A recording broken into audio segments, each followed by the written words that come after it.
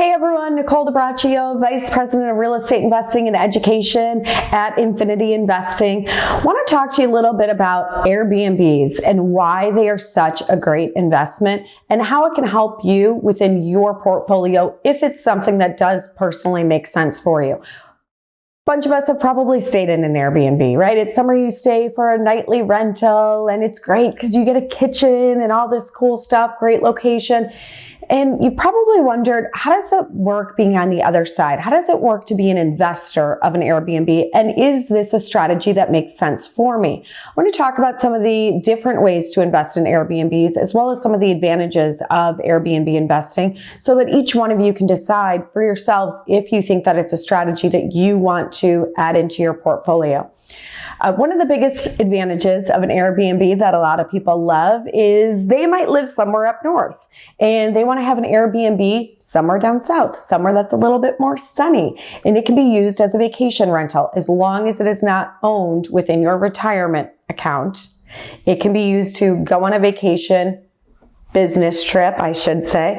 Go on a business trip to check on your investment while you're down in Florida, while you're down in Texas, wherever it might be, while you're in Tennessee, wherever it is that you want to go. These are a great way of helping your portfolio overall. Another great way of investing in Airbnb is having it be a local Airbnb. Here's one of the big advantages. There's a lot of investors that want to get rep status. And if that's a new concept to you, I do highly recommend looking into rep status, which stands for being a real estate professional. There's massive tax advantages to being a real estate professional per the IRS. And in order to get rep status, you need to have 750 hours per year conducting real estate, material properties that you own, that you are managing or looking over, working on your portfolio. The cool thing with Airbnb is it can be a low amount of time investment strategy. It can also be more hours towards that rep status if that's something you're looking for.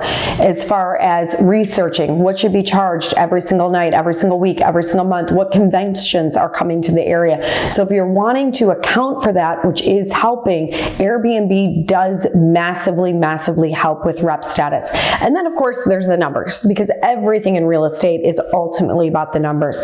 Airbnbs generally bring in 130 to 150% net income comparative to a straight rental. And I'm not here to say that every single deal you do should be an Airbnb. Everything in real estate is about diversifying our portfolio. It's about understanding multiple strategies that are out there so that you can have multiple tools in your toolbox. So whether you decide to do an Airbnb that's in a local market, whether you want to do it in a vacation spot that you would like to go to, it is a great tool to utilize for your investment portfolio as long as it is being utilized correctly and as long as you're understanding how to do an Airbnb. One of the biggest things with Airbnb is how to become a superhost. This gets you at the top of listings.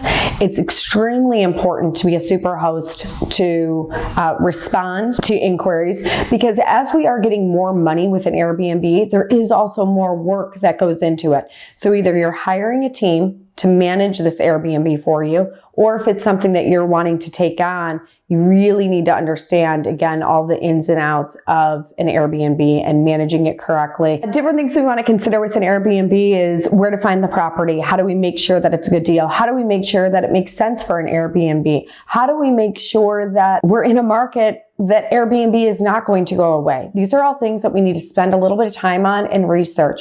We also want to figure out, how do we furnish an Airbnb? What type of furnishing should go into an Airbnb? What are things to avoid in an Airbnb? What is most likely to get stolen from an Airbnb? How do we handle the relationship with Airbnb, as well as the people that will be staying in our property if there is an issue? How do we make sure that we get our funds back or our money back in the event that anything gets taken, anything gets damaged? And the great thing with Airbnb, they do have a massive insurance policy to cover in the event something does happen to the property. Because that's a big risk that a lot of people have brought up to me is, well, what if something gets broken? What if there's a hole in the wall? What if this? What if that? And so we want to make sure that we are following all of the guidelines to make sure that we are setting up the property so that it can be as profitable as possible. And the other thing with Airbnb is it's not just doing an Airbnb. Sometimes we want to consider other strategies as well. Long-term nurses is a great example because these are both properties that do get furnished. So you can have a nurse living somewhere for 6 months, let's say, and between nurses, you're going to Airbnb it for a little bit while you're looking for another 6-month furnished rental. So we want to make sure that we do spend time on all of this to make sure that we're using the right property, that we're in the right market, and that we understand how to get everything set up so that we can be as profitable and effective as possible. If this is something that sounds interesting to you, please join us on an Infinity Investing event, and I am looking forward to seeing you there.